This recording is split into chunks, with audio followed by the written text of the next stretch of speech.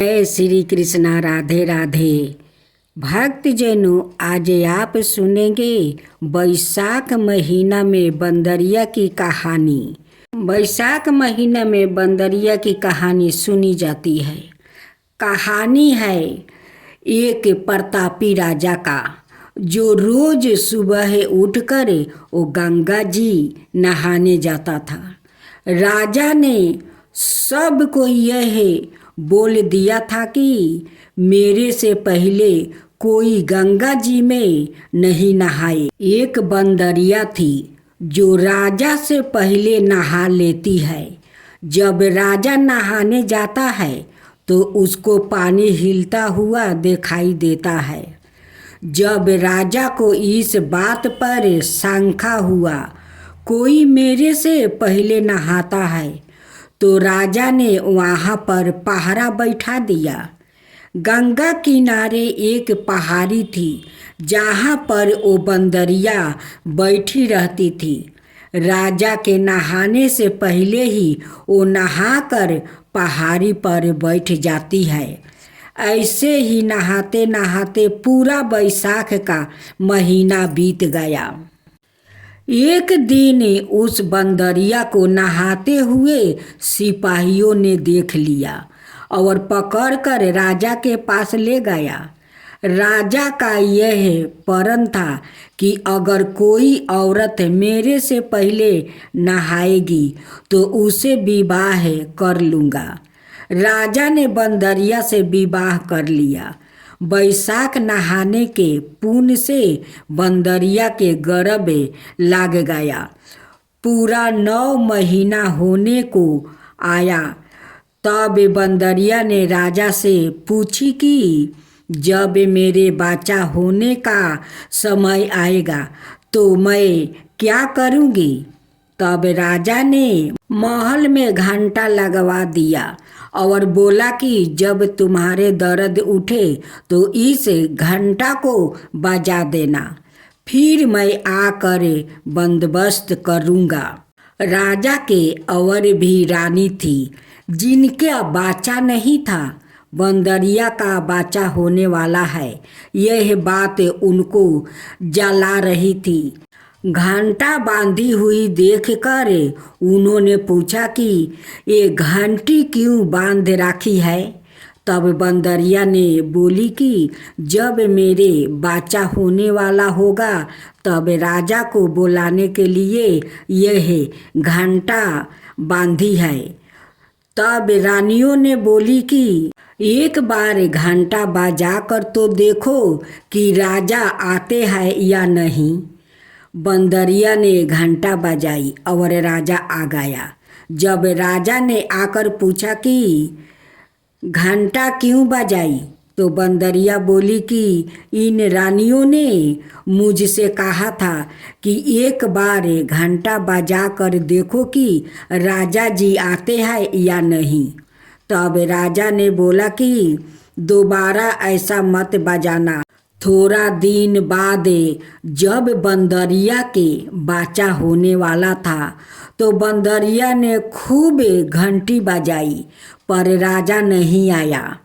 जब बंदरिया ने रानियों से पूछी कि अब क्या होगा, मैं बच्चों को जन्म कैसे दूंगी, तब रानियों ने बंदरिया से कहा कि आंखें पर पट्टी बांध लो और नीचे मुंह कर लेना।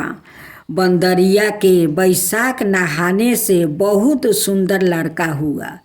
जब रानियों ने यह देखा कि बहुत सुंदर लड़का हुआ है तो रानियों ने दासी से कहा कि इस बच्चे को नदी में डुबा कर आओ और बंदरिया के पास पत्थर को रख दो और राजा को बोल दो कि बंदरिया के पत्थर हुआ है, और राजा को बोल दो कि बंदरिया का पत्थर हुआ है।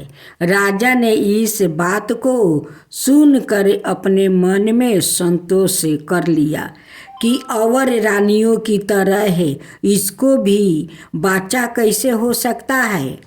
उधर उस दासी से बच्चा नदी में नहीं फेंका गया, वो उस बच्चे को वहाँ पर काम कर रहे कुम्हार के बर्तन में राख कर आ गई। जब कुम्हार कुम्हाइन ने किसी बच्चे की रोने को आवाज़ सुनी तो उन्होंने वहाँ जाकर देखा तो बच्चा था। तब कुम्हार ने कुम्हाइन से कहा कि भगवान ने हमारी दुख सुन ली है, हमारा बच्चा नहीं था और भगवान ने हमें बच्चा दे दिया है।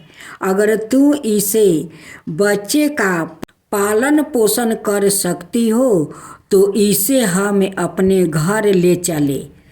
कुम्हाइन राजी हो गई और उन दोनों ने उसको पाल पोस कर बड़ा कर दिया। लड़के को इस बात को पता चल चुका था कि वो बंदरिया का जन्मे हुआ बेटा है और रानियों ने उसको मारने के लिए दासी को दे दिया था। एक दिन वो लड़का कुम्हार का बनाए हुए हाथी घोड़ा को ले जाकर कुएं पर बैठ गया, जहाँ पर दासियों पानी भरने आई थी। उनको देखकर वो लड़का बोला कि मेरे हाथी घोड़ा पानी पी लो, मेरे हाथी घोड़ा पानी पी लो। तब दासियों उसकी बात सुनकर हंसने लगी और बोली कि कभी माटी के हाथी घोड़ा भी पानी पीते हैं क्या? तब वो लड़का बोला कि कभी बंदरिया के पत्थर होते हैं क्या? यह बात दासियों ने रानियों से जाकर कह दिया। यह बात सुनकर रानियों ने जहर का लड्डू बनाकर कुम्हार के लड़के के लिए भेज दिया। भगवान की कृपा से जहर का लड्डू बूंदी का लड्डू बन गया। दूसरे दिन रानियों ने देखा कि वो लड़का मारा नहीं है। तब रानियों ने राजा से जिद करके कुम्हार को उस बस्ती से निकलवा दिया। कुम्हार जंगल में रहने लगा। गण गौर का महीना आ गया। कुम्हार का लड़का 101 करवा 101 गोली ले घरे में पानी भर कर वो बगीचे में जाकर बैठ गया, जहाँ पर राजा के साहूकारों की लड़कियाँ गण गौरी पूजने के लिए मिट्टी ले जाने के लिए आई। वहाँ पर पहले तो उन्होंने खूब खेला कूदा। जब उनको प्यास लगी तो वो उस लड़के के पास पानी पीने के लिए आई। तब वो लड़का बोला कि मेरे पास गोली है, उसको तुम खाती जाओ और मेरे चारों तरफ वो फिरती जाओ, तब तुमको पानी पिलाऊंगा। इस बात से उसमें से कई लड़कियां पहले तो राजी नहीं हुई, पर प्यास मिटाने के लिए मान गई। फिर वो लड़का अपने सामने आग जलाकर बैठ गया और उनको गोली खिलाता गया, अपने चारों तरफ चक्कर लगवाता गया। ऐसे करने से सब लड़कियों के गर्भ रह गया। जब यह बात उन लड़कियों के माता पिता को पता चला कि उन्होंने उन लड़कियों से पूछा कि ऐसा कैसे हुआ। उन्होंने सारी बात बता दिया तो उनके माता पिता उस कुम्हार के पास गया और बोले तुम्हारे लड़के ने हमारी लड़कियों से फेरे लेकर शादी कर ली है। तो वह बोले कि इन लड़कियों को अब तुम अपने पास रखो। तो कुम्हार बोला कि इतनी सारी लड़कियां का मैं कैसे पालन पोषण करूँगा। तब उनके माता पिता ने उन लड़कियों को बहुत धन दौलत देकर विदा कर दिया। थोड़ा दिन बाद कुम्हार के घर 101 पोता हो गया। कुम्हार बोला कि हम पूरी नगरी को जिमाएंगे। तब से लोग कुम्हार के जिमाने के लिए आया। राजा रानी सब आए। केवल बंदरिया को छोड़कर सब आ गया। जब लड़का ने यह देखा कि बंदरिया नहीं आई है तो उसने राजा के पास जाकर बंदरिया को लाने के लिए वो न्योता भेजवाया। बंदरिया आई, उसको सोने की चौकी पर बैठाकर सभा में बैठा दिया और लड़की ने अपनी बहुओं को बता दिया कि यह मेरी जन्म की माता है। तो सारी बहुओं ने उसको सोने के सिक्के देती गई और उसके पैर छूती गई। बंदरिया की पोते पोती को गोदी में देती गई और बंदरिया से आशीर्वाद लेती गई। राजा को यह बात समझ में नहीं आया कि ये लड़का बंदरिया की इतनी खातिरदारी क्यों कर रहा है। रानियों को यह बात समझ में आ गई, यह बंदरिया का लड़का है। राजा ने सबसे बोला कि मेरा तो अपमान हो गया है, मैं यहाँ से जा रहा हूँ। तब लड़के ने राजा को रोका और बोला कि आप क्यों जा रहे हैं। तो राजा ने लड़के से पूछा कि तू बंदरिया की इतनी खातिरदारी क्यों कर रहा है। तो लड़के ने राजा को सारी बात बता दिया। ये मेरी जन्म की माता है। जो दासी उस लड़के को नदी में बहाने के लिए वो ले गई थी, वहाँ पर ही बैठी थी। वो दासी भी राजा को सारी बात बता दिया। तो राजा ने सब रानियों को जेल में डालवा दिया और बंदरिया सारी बहुओं, पोता पोतियों और अपने लड़के को पूरे गजे बजे के साथ अपने महल ले गई। सबको अलग अलग महल बनवा दिया और लड़का राज करने लगा। राजा ने कुम्हार से कहा कि आप दोनों भी मेरे साथ चलो, लेकिन कुम्हार राजी नहीं हुआ। फिर राजा ने कुम्हार को बहुत सारा धन दौलत दिया। तब सभी लोग बोलते हैं कि बैसाख महीने में नहाने से बहुत पुण्य मिलता है, जैसे बंदरिया बैसाख नहाई थी, राजा को राज मिला था। उसी तरह आपको भी भगवान सुख संपत्ति दे और बंदरिया जैसे सभी को राजपाट दे। जय श्री कृष्णा। राधे राधे। आज आप श्रवण करेंगे गरीब ब्राह्मण और गणेश जी की कृपा कथा। एक समय की बात है, एक छोटे से गांव में एक निर्धन ब्राह्मण अपनी पत्नी के साथ रहता था। घर में अत्यंत गरीबी थी, लेकिन उनके मन में अपार श्रद्धा थी। वो प्रतिदिन सुबह उठकर सच्चे मन से गणेश जी की वो पूजा करते और कहते, हे विघ्नहर्ता, हमारे जीवन के कष्ट दूर करो। एक दिन ब्राह्मण बहुत उदास बैठा था।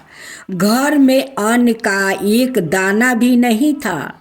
तभी द्वार पर एक वृद्धा भिक्षुक आया। उसने कहा, बेटा, मुझे बहुत भूख लगी है, कुछ भोजन मिल जाए तो अच्छा होता। ब्राह्मण की पत्नी ने घर देखा, केवल एक मुट्ठी चावल बचे थे। उसने सोचा, अगर यह भी दे दिया तो हम क्या खाएंगे। लेकिन तुरंत उसके मन में विचार आ गया, यह तो भगवान की प्रतीक्षा हो सकती है। उसने वह एक मुट्ठी चावल भिक्षुक को दे दिया। भिक्षुक मुस्कुराया और आशीर्वाद देकर चला गया। अगले दिन ही आश्चर्य हुआ। उनके आंगन में एक घड़ा मिला जो सोने के सिक्कों से भरा था। उसी समय आकाशवाणी हुई, मैं ही तुम्हारी प्रतीक्षा लेने आया था। तुम्हारी सच्ची श्रद्धा और दान से प्रसन्न होकर तुम्हें एक फल दिया है। दोनों ने समझ लिया कि वो भिक्षुक और कोई नहीं सवाए गणेश जी थे। उस दिन से उनका जीवन बदल गया, पर उन्होंने कभी अभिमान नहीं किया। वो पहले से भी अधिक भक्ति करने लगा। सच्ची भक्ति और दान कभी व्यर्थ नहीं जाते भक्तों।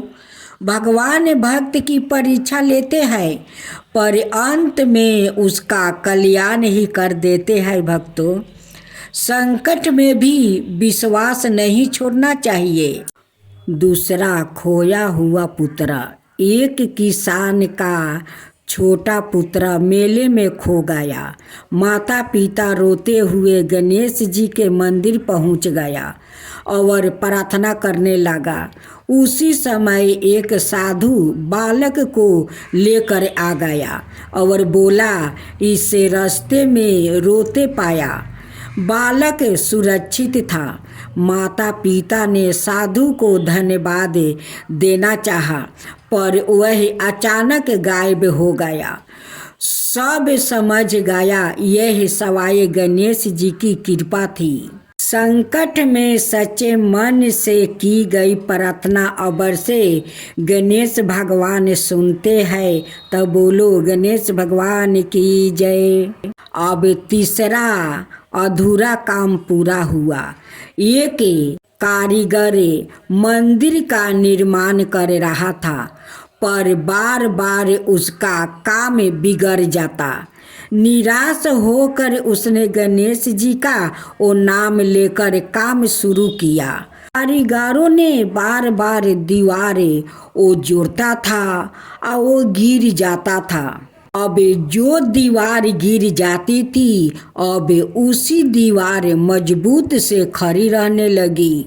रात में उसे सपने में संदेश मिला, हर शुभ कार्य से पहले मेरा स्मरण करो, विघ्न दूर होगा। तभी से लोग हर काम की शुरुआत श्री गणेश से करने लगे। हर शुभ कार्य से पहले गणेश जी का सुमिरन करने से सफलता मिलती है। अब चौथा का था लालच का परिणाम। एक व्यापारी गणेश जी से धन की प्रार्थना करता था। अचानक उसका व्यापार बहुत बढ़ गया, पर वो लालची हो गया और गरीबों की मदद बंद कर दिया। कुछ ही समय में व्यापार घटने लगा। व्यापारी ने पश्चाताप किया और फिर से दान पुण्य शुरू किया। धीरे धीरे सब ठीक हो गया। धन भगवान की देन है, उसका प्रयोग करना चाहिए। गरीबों को मदद करना चाहिए, उससे भगवान को खुशी मिलता है। एक बुढ़िया माई थी, उसको तुलसी पूजा करने का नित्य का नियम था। वो प्रतिदिन खाना खाने से पहले वो पूजा करती थी और उसके बाद खाना खाती थी।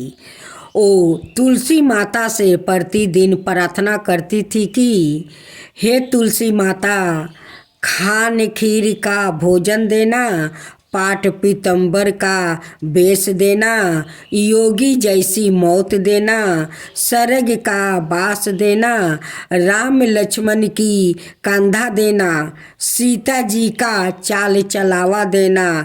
यह सुनकर तुलसी जी सूखने लगी। राम लक्ष्मण उधर से निकल रहे थे तो उन्होंने पूछा तुलसी जी से कि आप सूखे सूखे क्यों जा रही हो। तब तुलसी जी बोली कि एक बुढ़िया आती है पूजा करने। बुढ़िया रोज मेरी पूजा करती है और वो मुझसे खाने का लड्डू मांगती है, खेलने को भाई मांगती है, खाने खीर का भोजन मांगती है, पाट पीतंबर का बेस मांगती है, आपकी कंधा मांगती है। सीता जी का चाल चलावा मांगती है, स्वर्ग का वास मांगती है। योगियों सी मौत मांगती है, बाकी सब तो मैं दे दूं, पर आपकी कंधा कहाँ से दूं, और सीता की चाल चलावा कहाँ से दूं। राम जी और लक्ष्मण जी तुलसी से बोले कि आप हरे भरे हो जाओ, सब हो जाएगा। कुछ दिनों बाद बुढ़िया माई मर गई। लोग इकट्ठे होने लगा, ले जाने के लिए उसको तैयार करने लगा। उठाने लगे तो वो इतनी भारी हो गई कि उसको लोग उठा नहीं पाए, उसको हिला भी नहीं पा रहा था। लोग कहने लगा कि बुढ़िया इतनी भारी कैसे हो गई, वो तो देवी दर्शन सब करती थी, क्या वो कोई जादू टोना करती थी जो ऐसी भारी हो गई है। इतने में राम लक्ष्मण और सीता जी आए। सीता जी ने चाल चलावा किया और राम लक्ष्मण ने कंधा दिया, और बुढ़िया तो सदेह बैकुंठ को चली गई।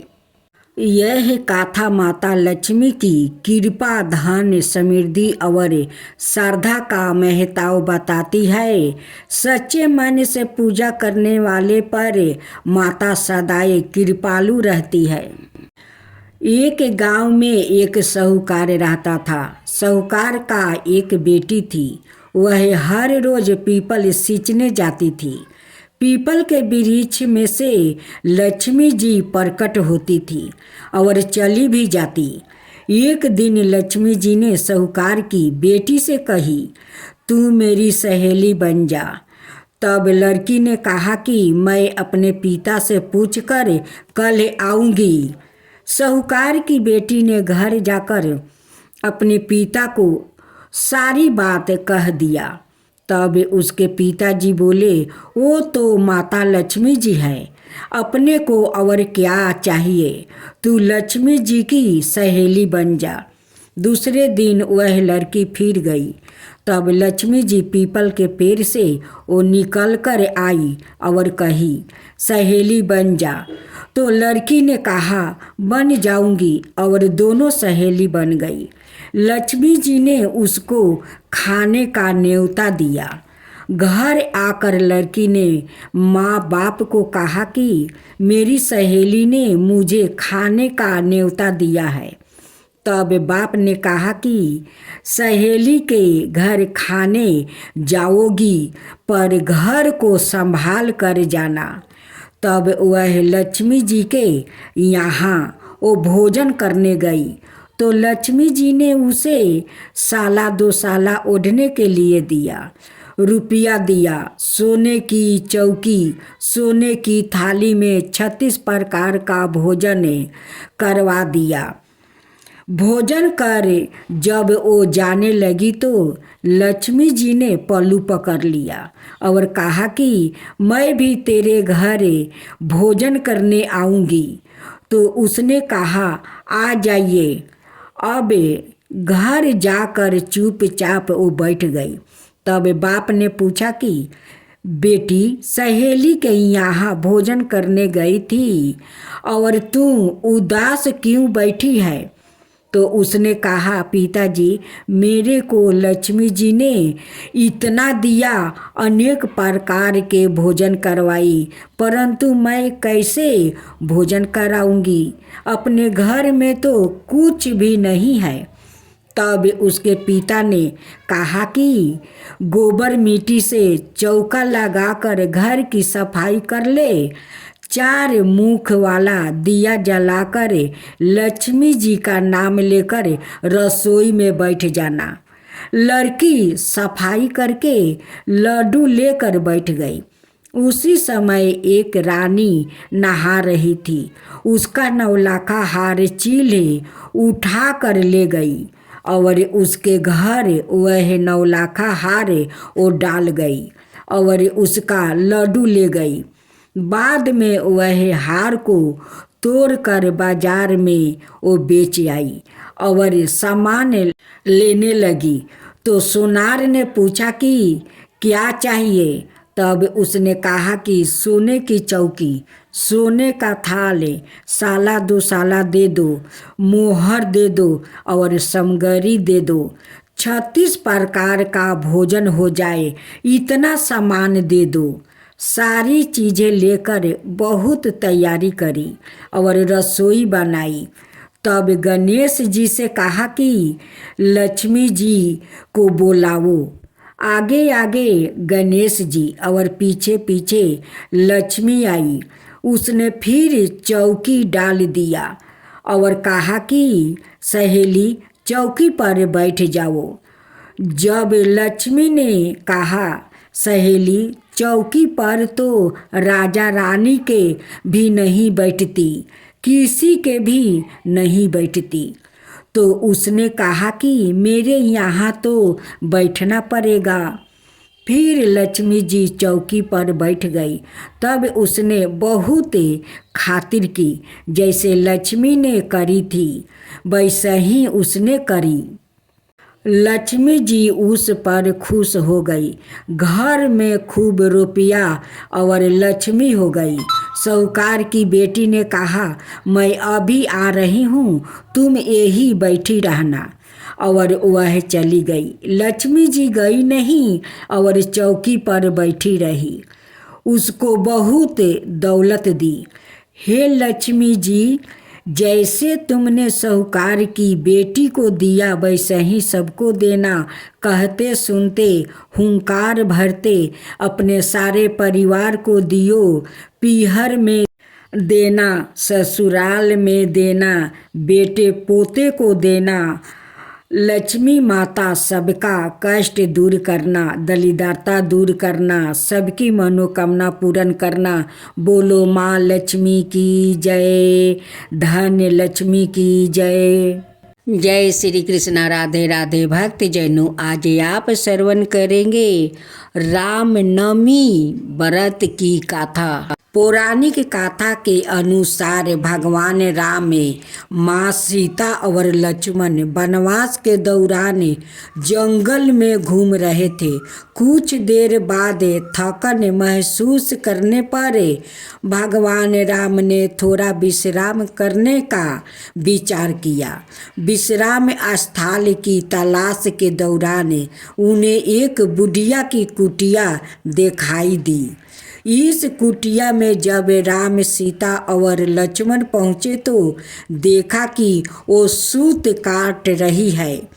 जैसे ही बुढ़िया ने देखा तो भक्ति भाव में लग गई और विश्राम करने को कहा। इससे साथ ही भगवान राम, सीता और लक्ष्मण को भोजन करने का आग्रह किया। इस पर भगवान राम ने बुढ़िया से कहा, माई मेरा हंस भूखा है, पहले इसके लिए 2 मोती दे दो ताकि इसके बाद मैं भी भोजन कर सकूं। बुढ़िया के लिए काफ़ी मुश्किल वक्त था क्योंकि उसके पास मोती नहीं थे। बुढ़िया दौड़ी दौड़ी राजा के पास गई और उनसे उधार में मोती मांग चुकी। राजा यह जानता था कि बुढ़िया 2 मोती वापस लौटाने में वो सक्षम नहीं है, तो पहले इनकार किया। कई बार अनुरोध करने के बाद राजा ने बुढ़िया पर तरस खाकर मोती दे दिया। बुढ़िया ने हंस को मोती खिला दिया, जिसके बाद भगवान राम ने भी भोजन ग्रहण किया। भगवान प्रसन्न होकर बुढ़िया के आंगन में एक मोतियों का पेड़ लगा दिया। एक बार पेड़ से मिले मोती को बुढ़िया समेट कर राजा के पास ले गई और हैरान राजा ने पता किया कि आखिर बुढ़िया के पास इतने मोती कहाँ से आया। राजा को मालूम हुआ कि बुढ़िया के आंगन में पेड़ है। जिसके बाद राजा ने वह पेड़ ही अपने आंगन में मंगवा लिया। लेकिन राजा के आंगन में आते ही पेड़ पर कांटे उगने लगा। एक दिन उस पेड़ का एक कांटा रानी के पैर में चुभ गई। राजा परेशान होकर दोबारा वो पेड़ बुढ़िया के आंगन में लगा दिया। प्रभु श्री राम की कृपा से पेड़ में फिर से मोती लगने लगे। अब जब पेड़ से मोती गिरता, बुढ़िया उसे उठाकर प्रभु के प्रसाद के रूप में सभी को बांट देती थी।